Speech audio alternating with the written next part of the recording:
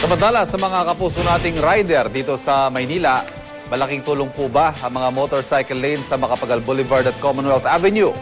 Kung approve sa inyo yan, ito madadagdagan pa po ang daanan para sa inyo dahil bukas formal lang bubuksan ng MMDA ang motorcycle lane sa EDSA. Pero bago po kayo humataw, pakinggan muna natin ang mga last-minute reminder ng MMDA. Sa kuwang ito sa CCTV ng MMDA, tumilapon si Oscar Gali sa sinasakyang motorsiklo sa tramo flyover bago lumanding sa riles ng MRT Taft. Sa paunang siyasat ng MMDA, bukod sa nakainom, masyado mabilis din daw ang patakbo ng biktima. Ang mabilis na pagpapatakbo ayon sa MMDA, ang karaniwang mitsa ng aksidente sa motor. Kumpara sa kotse, mas malaki raw ang tsansang mauwi sa aksidente.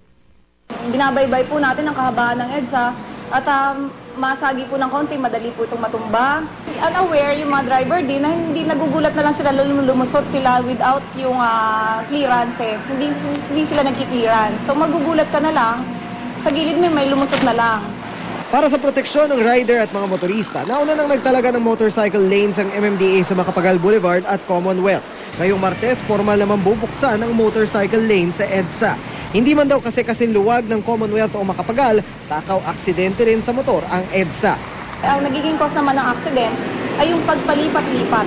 Napapansin nyo po, gusto po natin isistema. Napapansin po natin na kung saan-saan po sila lumulusot. So nagkakaroon na naman po kung hindi po sila, isa na lang po, hindi lang po sila yung nagiging aksidente, kundi sila po ay sanhirin ng pagkaka-aksidente.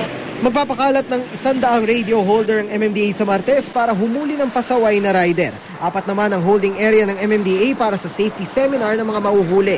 Simple lang naman ang paalala ng MMDA sa mga rider. Siyempre, wag po tayo magdadrive na nakakainom. At huwag kakalimutan, gumamit po ng helmet. Huwag i-avoid po natin yung pag-overspeed. Lalo na po yung dun po sa mga curb, dun po sa ating mga flyover.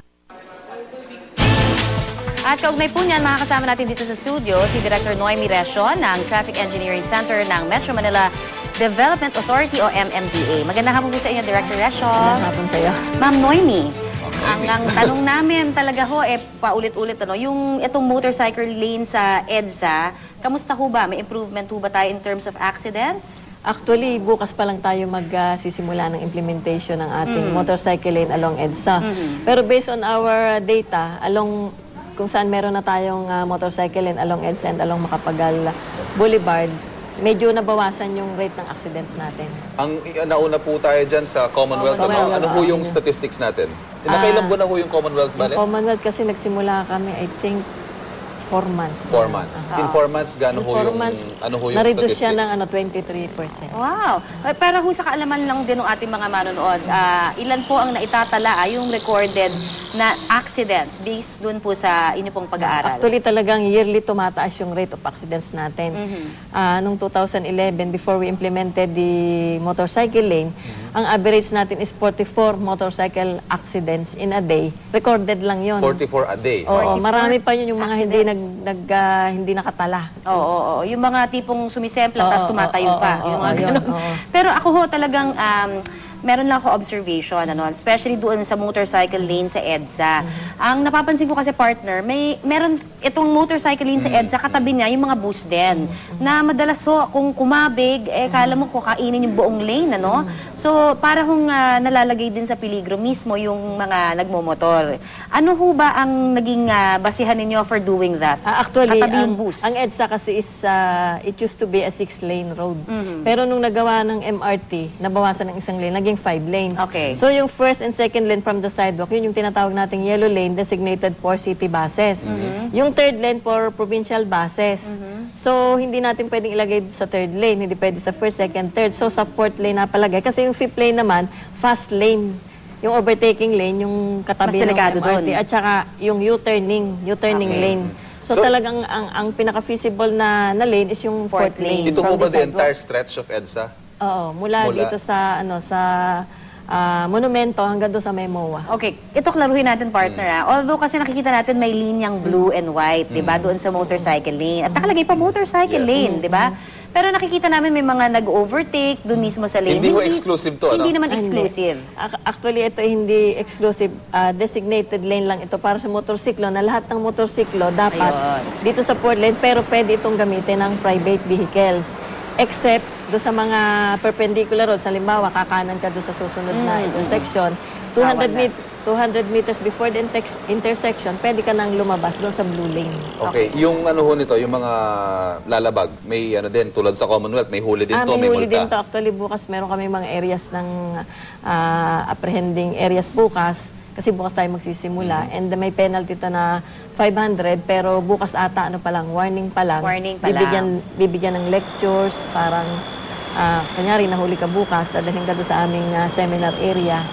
Tuturo Sa muna mga sa'yo. rider, mga tol, 500 pesos din to, mabigat-bigat to, medyo mahapde. Correct. Pero alam mo, magaan yan para doon sa mga, kumbaga kesa meron pang ibang mas matinding penalty, di ba? Kasi paulit-ulit lang naman din sila, di ba? Pero ang tanong ko ho, ma'am, hindi ho ba napanukala ever na wag na lang payagan yung mga motorcycle na dumaan po sa mga major thoroughfares? Kasi di ba, yun ho yung mga naririnig natin panukala noon pa, di ba? Dapat wag na lang dahil mas delikado nga sila doon. Actually, wala pa tayong batas tungkol dyan na ipagbawal ang motorsiklo sa mga major Pero walang thoroughfares. panukalang ganun po. Wala pa. Ang ano pa lang natin, ang approved natin na batas is yung wearing of helmets. Ayun. So, Talagang ayun. dapat pag-iingat na lang on their Ito part. naman, humam, ang tanong ko lang, bilang isang nagmomotor din, nasa motorcycle lane ako, kinata ko ng bus o kinata ko ng isang pribadong sasakyan, ano home protection ko? I was just trying to follow the law, tapos itong isa naman tong lumabag sa batas. Actually, hindi dapat daanan ng bus yun kasi private lang ang pwedeng dumaan doon. May Kasi- huli din ho ba yung bus? Oo. Meron din Swerving huli. naman yun. Oh, para